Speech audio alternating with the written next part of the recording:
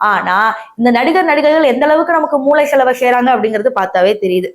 சரி, இப்ப இதெல்லாம் ஒரு பக்கம் இருக்கும் போது ஷர்மிளா பத்தி உங்க எல்லாருக்குமே தெரியும் இல்லையா? இவங்களும் சீரியல்லாம் நடிச்சாங்க.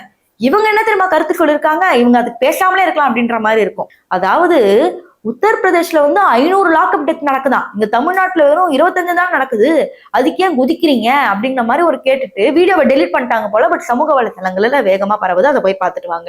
திமுக ஆட்சி காலத்துல கடந்த ஒரு வருஷத்துல 23 லாக்அப் டெத் நடந்திருக்குன்னு, உத்தரப்பிரதேஷ்ல பாஜக ஆளக்கூடிய மாநிலத்துல கடந்த ஒரு வருஷத்துல எவ்வளவு லாக்அப் டெத் நடந்திருக்குன்னு உங்களுக்கு தெரியுமா சார்? ஒரு வருஷத்துக்கு கிட்டத்தட்ட 500 லாக்அப் டெத் நடக்குது. அதெல்லாம் என்னைக்காவது கேள்வி கேட்டிருக்கீங்களா? இவ்வளவு கேவலமா யாராவது பேச முடியுமா அப்படின்னு நீங்க நினைக்கிறது எனக்கும் புரியுது.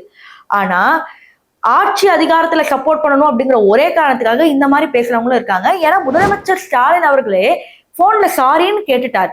பிறகும் நான் கேட்பேன், அதை நான் சமாளிப்பேன் அப்படின்னு சொல்லி இந்த மாதிரி ஒரு சில நடிகைகள் பண்ணும்போது ரொம்ப கீழ்த்தனமா இருக்கு அப்படிங்கிற மாதிரியே சொல்லலாம்.